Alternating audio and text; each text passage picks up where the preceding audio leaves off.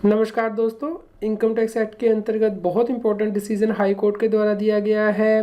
Income tax act amend किया गया है 1 अप्रैल 2021 से, जिसमें कि बताया गया है कि किसी भी व्यक्ति की रीअसेसमेंट नहीं की जा सकती 3 साल के बाद रेलेवेंट असेसमेंट ईयर के ख़त्म हो जाने के बाद।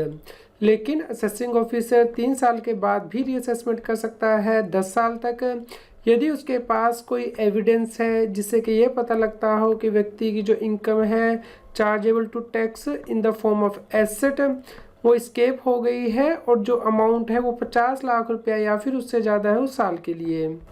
इसके अलावा 1 अप्रैल 2021 से इनकम टैक्स एक्ट में ये भी प्रोविज़न डाली गई है कि यदि असेसिंग ऑफिसर के पास कोई इन्फॉर्मेशन है जिससे कि पता लगता हो कि व्यक्ति की इनकम असेसमेंट से स्केप हो गई है, तो उस केस में असेसिंग ऑफिसर को स्पेसिफाइड अथॉरिटी की प्रायर अप्रूवल लेनी होगी और इंक्वायरी कंडक्ट करनी होगी। इसके अलावा एसएससी को हियरिंग के लिए अपॉर्चुनिटी देनी होगी, यानी कि उसे नोटिस इशू करना होगा एसएससी को, जिसका कि टाइम पीरियड 7 दिन से कम नहीं हो सकता है और 30 डे से ज़्यादा नहीं हो सकता है, जिसमें कि असेसिंग ऑफिसर एसएससी से पूछ सकता है कि उसे रीअसेसमेंट का नोटिस क्यों ना इशू किया जाए। एसएससी इसका रिप्लाई फर्निश करेगा और उसके बाद असेसिंग ऑफिसर जो उसके पास इंफॉर्मेशन अवेलेबल है और प्रायर अथॉरिटी के अप्रूवल के बाद ये डिसाइड करेगा 1 महीने के अंदर, जैसे उसे रिप्लाई मिल जाता है कि क्या उसे रीअसेसमेंट का नोटिस इशू करना चाहिए।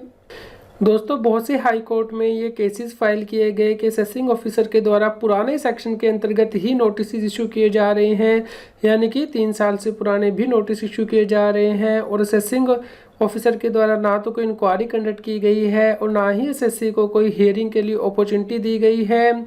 इसलिए जो नोटिस 1 अप्रैल 2021 के बाद इशू किए जाने चाहिए वो नए सेक्शन के अंतर्गत इशू किए जाने चाहिए, यानी कि 3 साल के अंदर, और एसएससी को हियरिंग के लिए अपॉर्चुनिटी देनी होगी। इसलिए हाई कोर्ट में रिट पिटीशन डाली गई। यहाँ पे हाई कोर्ट के द्वारा डिसीजन दिया गया कि 1 अप्रैल 2021 के बाद इवन के पास्ट ईयर्स के लिए भी नोटिस इशू किए जा रहे हैं, उनके लिए भी जो नए सेक्शन 148 की प्रोविज़न है वो कंप्लाई की जाएगी, यानी कि एसएससी को अपॉर्चुनिटी दी जाएगी उसका केस रीअसेसमेंट पे सिलेक्ट करने से पहले, और ये 3 साल के अंदर ही किया जा सकता है रेलेवेंट असेसमेंट ईयर के ख़त्म हो जाने के बाद।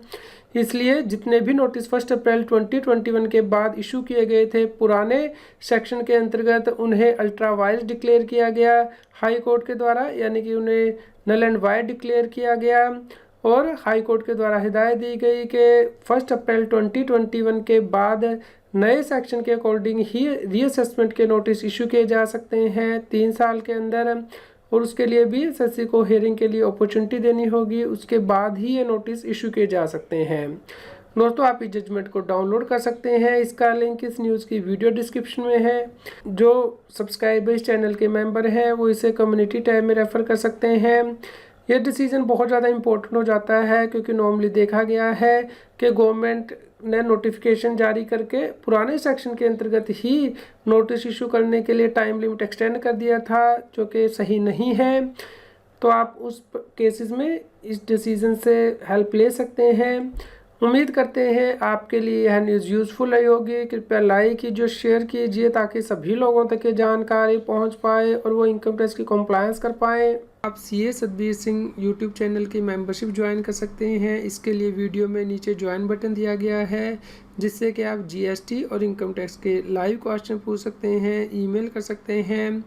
इसके अलावा कम्युनिटी टैब के अंतर्गत हम मेंबर्स के लिए जीएसटी और इनकम टैक्स के केस लॉज और आर्टिकल्स पोस्ट करते हैं, जिन्हें कि आप रेफ़र कर सकते हैं।